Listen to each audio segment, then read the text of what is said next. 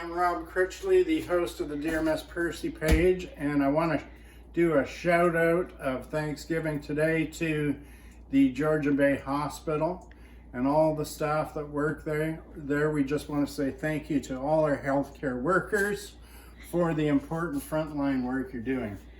I am going to do a little demonstration today on how we make chicken biryani. Now this is my own little twist on chicken biryani. And if you don't have much chicken, we're using 2 chicken breasts today, but if you have less than that, if you have some leftover chicken, that's okay. We call that chicken biryani. But anyway, you can use leftovers. You don't even have to use meat in this dish. You can substitute something like chickpeas instead of the meat. Anyway, let's dive into it here. I'm going to start by making a curry paste. And what I have here is, this is where you can improvise a little bit. But look over here, this is my secret ingredient, Vietnamese red chili oil. I just put a little bit of this in my paste mix for a little zap. I've got some black pepper. I've got an Indian paste called garam masala, some coriander, some cumin, some turmeric. And yeah, this is a little bit of a cheat. You could just use this. It's Patak's curry paste, but I like to improvise and hop up my flavors a little bit. So I've got them in this bowl here. I'm just going to add a little bit of water to the dry spices. And I'm going to make this paste. I've got my pan over at the stove. So I'm mixing this evenly so I've got a nice smooth little, it's maybe a little more wet than I would like, but I've got a nice smooth paste with a little bit of water. And I've got some pan with some butter in it already. You can use clarified butter as well. That will give you a more caramely texture. If you have ghee, clarified butter, but I'm just using normal butter today. And I'm going to get these spices mixed with the butter here. And what's happening is that they're releasing their fragrant resins as they're frying in the butter. And I'm just going to let those, it smells absolutely delicious right now. I'm going to let those spices fry for a minute, and let's go over the rest of the ingredients here before we get into this too deeply. So I've got 2 chicken breasts. I've got some garlic, probably 2 tablespoons.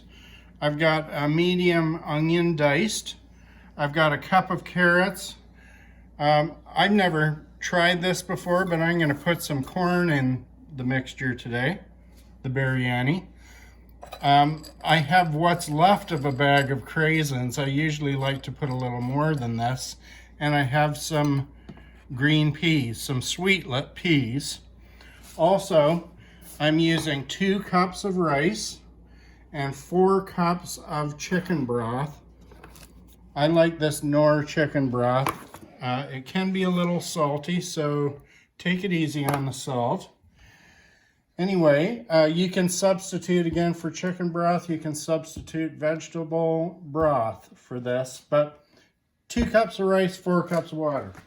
Okay, so now I'm going to add to the paste, which I took off the heat for a minute. I'm going to add my onions.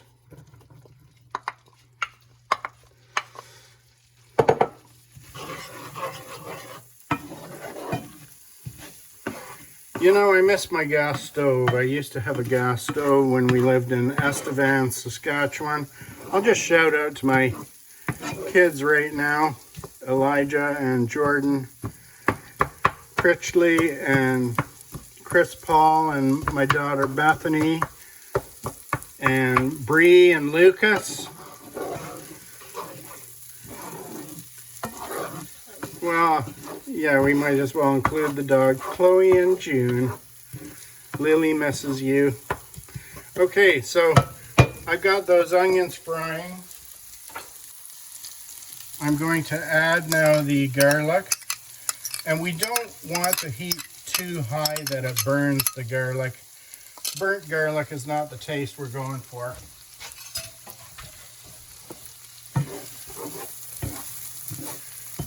Now, I'm going to say 3 minutes here is the look you're going for with on a medium to low heat, just so you got that bubbling action going on. And the onions, you want them to become translucent, so you can, that means you can see, almost see through them. They become clear.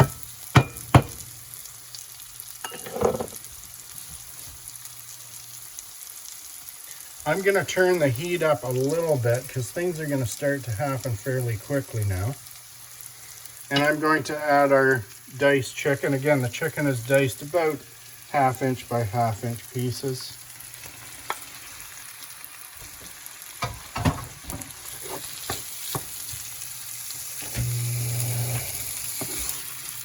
Now the flavors are really hopping up here as we fry the spices. It's really smelling delicious.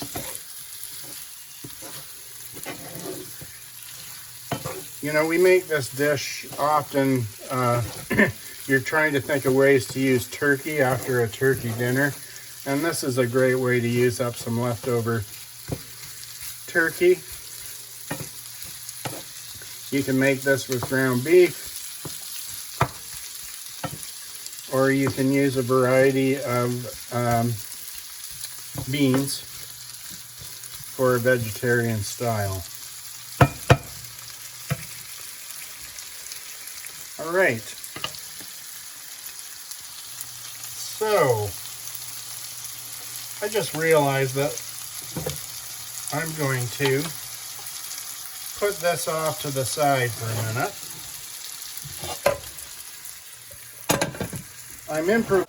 I'm going to put some more butter in this pan, and I'm going to turn the heat up to medium-high.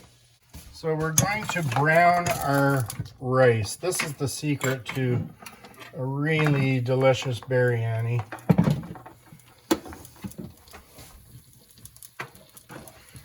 I'm going to use a mixture of butter and oil for this.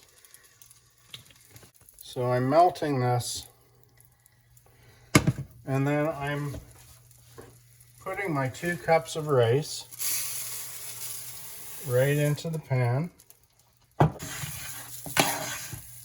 I'm stirring the rice and moving it around the pan so that it doesn't burn, and I'm gonna let it sit long enough to brown, and then I'll stir it a little bit more, let another area of the rice brown.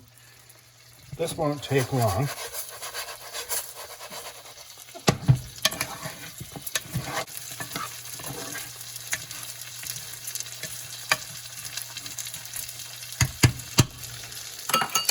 Sometimes I like to just give it a little toss here. Okay.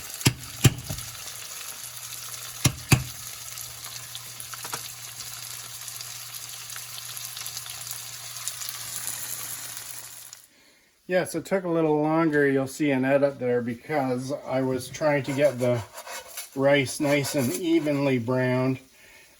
So, okay, it might not be exactly browned. It kind of turns a brown white.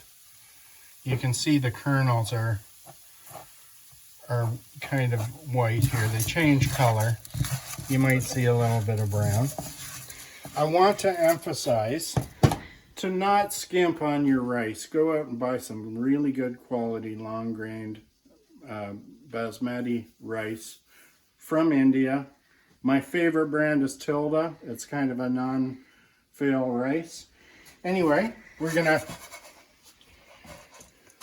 put this into a, I'm guessing a 2-liter Pyrex baking dish. A Dutch oven works fantastic for this, or a crockery cooking pot.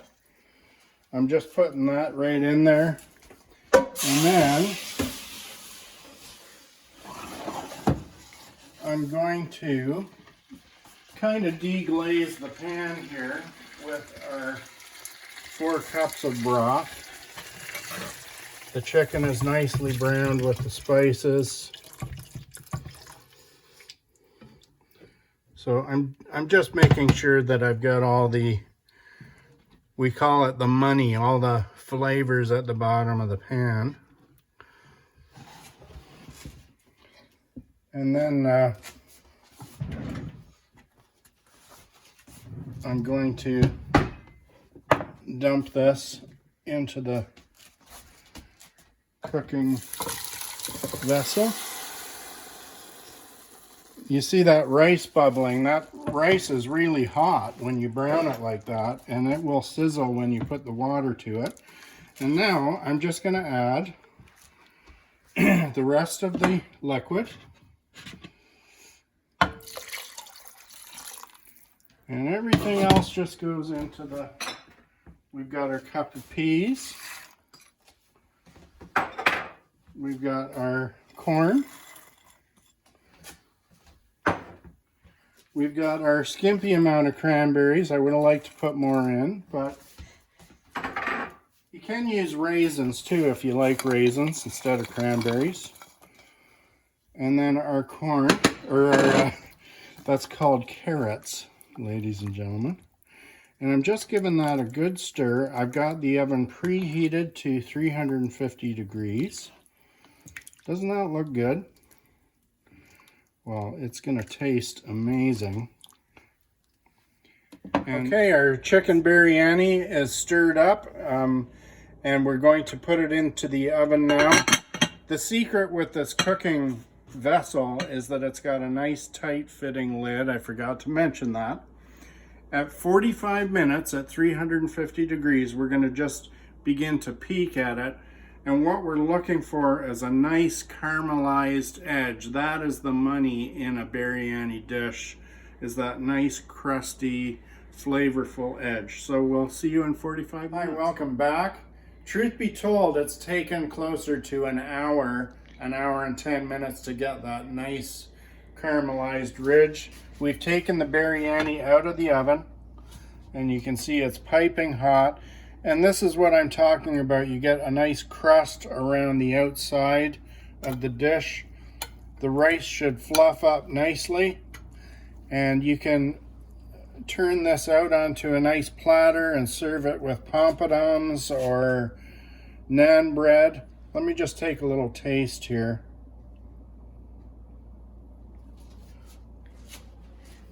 It's hot. Smells amazing, doesn't it, Dawn?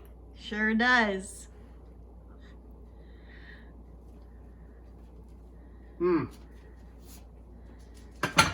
Fantastic.